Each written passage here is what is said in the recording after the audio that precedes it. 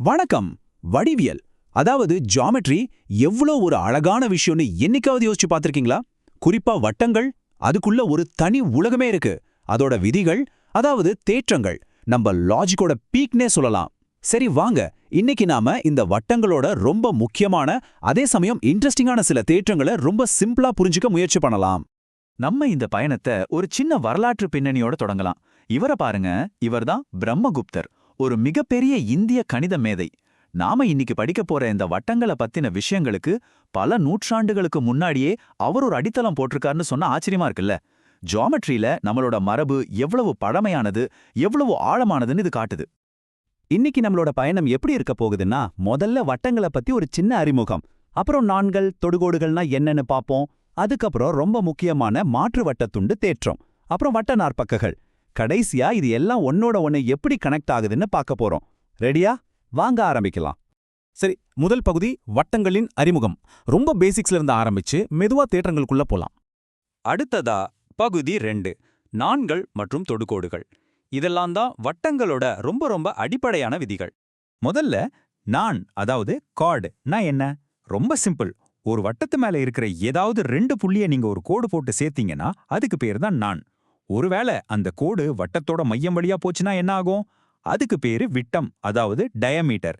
அப்போ விட்டம் கூட ஒரு ஸ்பெஷலான நாண் தான்னு சொல்லலாமா? கண்டிப்பா. அடுத்தது தொடுகோடு, அதாவது டான்ஜென்ட். அந்த பேர்லயே அர்த்தம் இருக்கு பாருங்க. இது வட்டத்தை ஒரே ஒரு புள்ளியில மட்டும் தொட்டுக்கிட்டு போற ஒரு கோடு. வட்டத்துக்கு உள்ளேயும் போகாது, வெட்டிக்கிட்டும் போகாது, சும்மா லைட்டா டச் பண்ணிட்டு போற மாதிரி.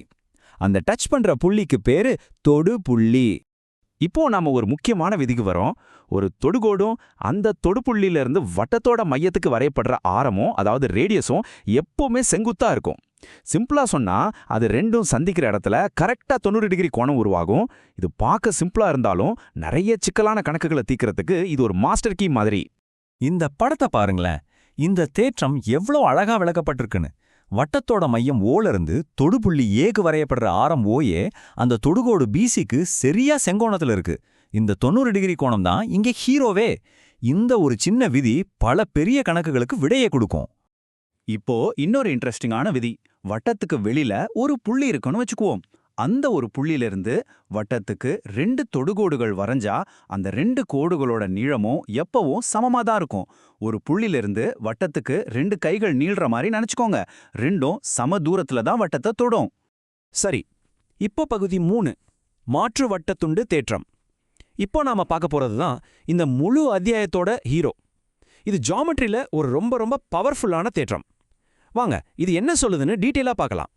இந்த தேற்றம் என்ன சொல்லுதுன்னா, கொஞ்சம் கவனமா கேளுங்க. ஒரு தொடுகோடும் அந்த தொடுப்புள்ளியிலிருந்து போற ஒரு நாணும் ஒரு கோணத்தை உருவாக்குது, சரிதானே? அந்த கோணம் அந்த நானோட எதிர்பக்கத்துல இருக்கிற வட்டத்துண்டுல உருவாகிற எந்த கோணத்துக்கும் சமமா இருக்கும். தடவை கேட்கும்போது கொஞ்சம் குழப்பற மாதிரி இருக்கலாம். ஆனா நம்ம இதோட ப்ரூஃப் பார்க்கும்போது ஓ இவ்வளோதானா நான் ஆயிடும். சரி, இந்த தேற்றத்தை எப்படி ப்ரூவ் பண்றதுன்னு ஸ்டெப் பை ஸ்டெப்பா பார்க்கலாமா? முதல்ல நம்மளே ஒரு சின்னதா ஒரு கோடு வரைஞ்சுக்கிறோம். தொடுப்புள்ளி வழியா ஒரு விட்டம், ஓகேவா? ரெண்டாவது பாயிண்ட், நமக்கு ஏற்கனவே ஒரு ரூல் தெரியும். அரைவட்டத்துல வர்ற கோணம் எப்பவுமே 90 டிகிரி தான். அப்ப நமக்கு என்ன கிடைக்குது? ஒரு செங்கோண முக்கோணம். மூணாவது, அந்த முக்கோணத்துல மத்த 2 கோணங்களை கூட்டினா 90 டிகிரி வரும். இதுவும் பேசிக் தான். இப்போ 4வது ஸ்டெப், இங்க தான் இன்னொரு விதியை யூஸ் பண்றோம். ஒரே வட்டத்துண்டில் அமையும் கோணங்கள் சமம்னு ஒரு விதி இருக்கு. அதையும் உள்ள கொண்டு வரோம். ஃபைனலா இந்த எல்லா லாஜிக்கையும் ஒன்னா சேர்த்தா அவ்வளவுதான், மேஜிக் மாதிரி நாம தேடின பதில் கிடைச்சிடும். அந்த தொடுகோடு நான் கோணமோ அதுக்கு ஆப்போசிட்ல இருக்கிற வட்டத்துண்டு கோணமோ சமம்னு நிரூபிச்சிட்டோம். பாத்தீங்களா? சின்ன சின்ன விதிகள் வச்சு எவ்வளோ பெரிய விஷயத்தை ஈஸியா நிரூபிச்சிட்டோன்னு. இதுதான் ஜியாமெட்ரியோட பியூட்டி. அடுத்ததா பகுதி 4, வட்ட நாற்பக்கல்கள். இப்போ வட்டத்துக்கு உள்ள இருக்கிற இன்னொரு முக்கியமான வடிவத்தை பத்தி பார்க்கலாம். இதுவும் நாம இதுக்கு முன்னாடி பார்த்த தேற்றத்தோட எப்படி இணையுதுன்னு பார்த்தா உங்களுக்கு ஆச்சரியமா இருக்கும். வட்ட நாற்பகம்னா என்ன? ரொம்ப சிம்பிள். ஒரு நாற்கரத்தோட, அதாவது குவாட்ரிலாட்டரலோட 4 மூலைகளும் ஒரு வட்டத்தோட பரிதியில, அதாவது சர்க்கம்ஃபரன்ஸ் மேல இருந்துச்சுன்னா அதுக்கு பேரு தான் வட்ட நாற்பகம். அவ்வளவுதான் விஷயம். இந்த வட்ட நாற்பக்கத்தோட ஒரு சூப்பர் பவர் என்னன்னு தெரியுமா? அதோட எதிர்கோணங்களை கூட்டினா எப்பவுமே கரெக்டா 180 டிகிரி வரும். ஸ்லைட்ல பாருங்க, கோணம் ஏயும் அதுக்கு ஆப்போசிட்ல இருக்கிற கோணம் சியும் கூட்டினா 180. அதே போல கோணம் பியும் டியும் கூட்டினா 180. இது எப்பவுமே மாறாத ஒரு கோல்டன் ரூல்.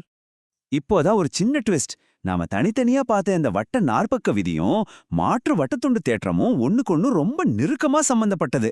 உண்மையை சொல்லப்போனா இந்த 180 டிகிரி விதியை பயன்படுத்தி தான் நாம மாற்று வட்டத்துண்டு தேற்றத்தோட இன்னொரு பகுதியை நிரூபிக்கிறோம். பாத்தீங்களா, கணிதத்துல எல்லாமே ஒரு வலைப்பின்னல் மாதிரி தான். ஒன்ன புரிஞ்சுக்கிட்டா இன்னொன்னு தானா விளங்கும். நம்மளோட கடைசி பகுதிக்கு வந்தாச்சு, தேற்றங்களின் இணைப்பு. சரி, இதுவரைக்கும் நாம கத்துக்கிட்ட எல்லாத்தையும் இப்போ ஒன்னா சேர்த்து ஒரு முழுமையான படமா, ஒரு பிக் பிக்சரா பார்க்கலாம். நாம இன்னைக்கு பார்த்த முக்கியமான விஷயங்களை ஒரு தடவை வேகமா ரீகேப் பண்ணிடலாம். 1, தொடுகோடும் ஆரமும் எப்பவும் 90 டிகிரில சந்திக்கும். 2, மாற்று வட்டத்துண்டு தேற்றம் வட்டத்தோட வெளிப்பக்கத்தையும் உள்பக்கத்தையும் இணைக்கிற ஒரு பாலம் மாதிரி. 3, வட்ட நாற்பக்கத்தோட எதிர்கோணங்களை கூட்டினா 180 டிகிரி. ஆனா இது எல்லாத்தை விட முக்கியமான விஷயம் என்னன்னா, இதெல்லாம் தனித்தனி விதிகள் இல்ல, இது எல்லாமே ஒண்ணுக்கொன்னு தொடர்புடைய ஒரு அழகான வடிவியல் அமைப்பு. கடைசியா உங்களுக்காக ஒரு கேள்வி. இன்ஜினியரிங்ல இருந்து வானியல் வரைக்கும், கட்டிடக்கலையில இருந்து கலை வரைக்கும் நாம இன்னைக்கு பார்த்த இந்த ஜியாமெட்ரி விதிகள் நம்மள சுத்தி இருக்கிற உலகத்தை எப்படி வடிவமைக்குதுன்னு கொஞ்சம் யோசிச்சு பாருங்களேன். கணிதம்ங்கிறது வெறும் நம்பர்ஸ் மட்டும் இல்ல, அது இந்த பிரபஞ்சம் நம்ம கிட்ட பேசுற மொழி.